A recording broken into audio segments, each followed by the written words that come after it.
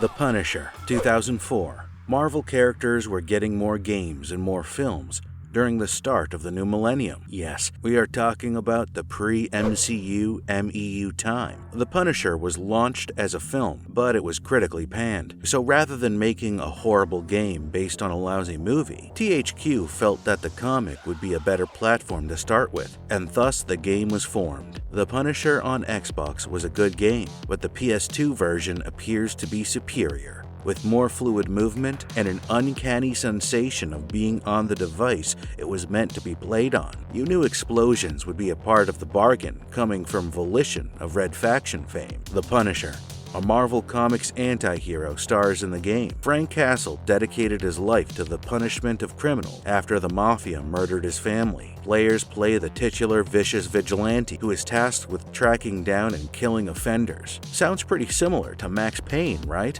Before we go into our explanation, we have a very small request. If you like our content, please support us by subscribing to our channel. This is a small click for you, but for us, it means a lot. Thank you. Let's begin. You're too slow, Punisher! Take him down!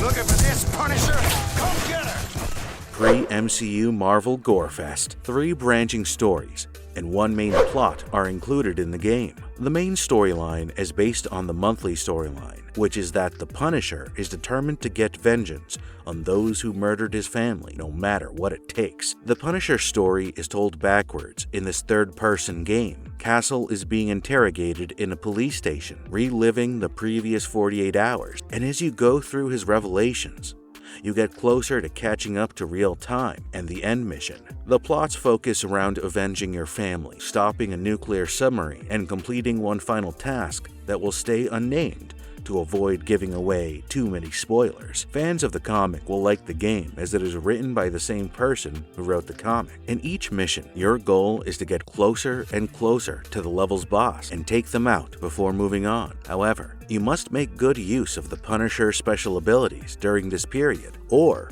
you will be at a significant disadvantage. Goddamn!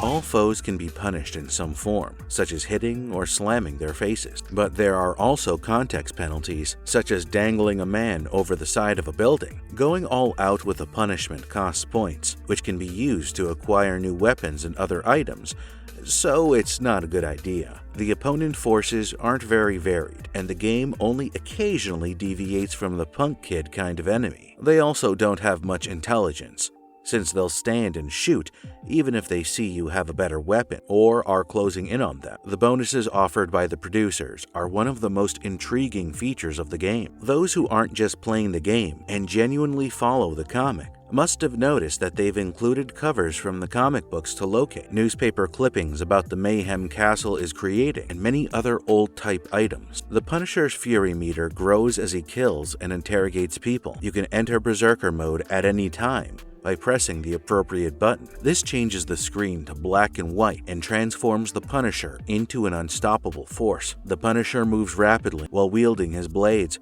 causing head-popping fatalities and horrific stabbings. The more you murder, the more infuriated you become, and the more healing you receive. With all of this killing, it's astonishing that the Punisher never gets a speck of blood on his stylish leather jacket. The general gameplay is where the PS2 version of the game really shines. The game's aesthetics are astonishingly similar to the Xbox version, although the Xbox version has more realistic visuals. The PS2 version's comic aesthetic looks more appropriate for a Marvel game.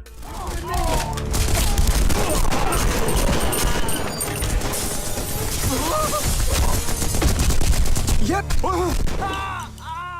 On the PS2, running around with Castle feels much better, and the movement and controller feel more fluid. Despite its linearity, the game excels in level design. It's difficult to say why, but it's possible that the PS2 was the primary development platform, with the Xbox serving as a port. You're not just fighting in cities or buildings, you're also visiting sites like zoos, ports, and nature preserves. which help keep the game interesting. The levels are incredibly intricate, and they all contribute to the overall plot. There are various objectives, such as clearing out adversaries before a guard lets you pass, and the stages are pretty destructible, with shattered glass and other breakable materials. The game's aesthetics are detailed, including Castle's character model, non-player characters, and the stages. There's no pop-up to speak of, but you'll notice little details like Havoc's ragdoll technology. There have been several changes since the early builds, but the game has become more stylized as a result. The black and white Tarantino-inspired cutscenes add to the game rather than detract from it, and the adrenaline-style mode is no exception. The detectives and Castle have excellent voice acting. However, the enemy occasionally utters things, especially during interrogation, where their dread is palpable in the character model's look and voice acting. What do you got to share with me?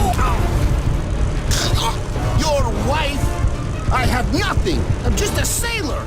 Marvelous Gamers review. This particular THQ's brutality isn't disgusting. In truth, there are considerably more gruesome R-rated films on the market than The Punisher. Despite this, there has been some censorship due to the level of violence and the nature of the savagery. That isn't good, because it disrupts the game's general flow. However, The Punisher is an excellent third-person shooter. It does become repetitive, but the level design, objective structure, and limited variety of tasks make it easier to swallow, resulting in a more than acceptable third-person action game for enthusiasts. This is the game for you if you roll during slasher movies or chuckle after every headshot in Halo 2.